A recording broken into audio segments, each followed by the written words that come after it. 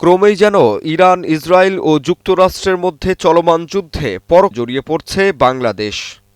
এই যুদ্ধের মধ্যেও দেশের সংখ্যক মানুষ জীবিকার তাগিদে মধ্যপ্রাচ্যের বিভিন্ন দেশে কর্মরত রয়েছেন। গণমাধ্যম থেকে প্রাপ্ত তথ্য বলছে, এ পর্যন্ত সংঘাতে প্রায় ৫ জন বাংলাদেশি প্রবাসী নিহত হয়েছেন, আর আহত হয়েছেন প্রায় ৭ জনেরও অধিক। অন্যদিকে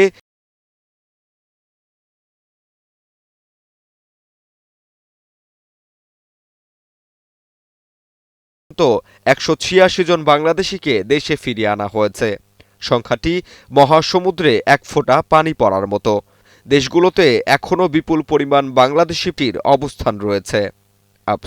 যুদ্ধের প্রভাবে মানব সম্পদ ক্ষতিগ্রস্ত হচ্ছে এমনটা নয়, মধ্যপ্রাচ্যের যুদ্ধের জেরে অর্থনৈতিকভাবে ব্যাপক ক্ষতিগ্রস্ত হয়েছে বাংলাদেশ।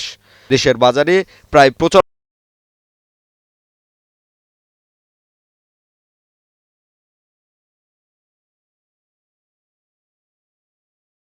যার বড় একটি অংশ, প্রায় ৪০ থেকে ৬০% মধ্যপ্রাচ্যের দেশ সৌদি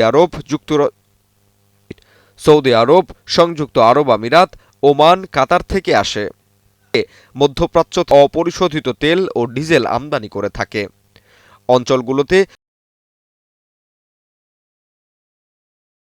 দিন দিন কমতে শুরু করেছে, ফলে দিনভর পেট্রোল পাম্পগুলোতে যানবাহন দীর্ঘ লাইন এখন প্রতিদিনের স্বাভাবিক চিত্র।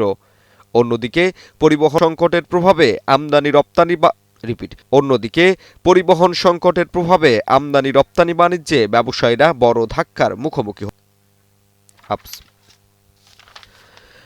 রাজনীতির মধ্যে বড় প্রভাব ফেলছে। জাতীয় নির্বাচনের পর নতুন সরকারকে যে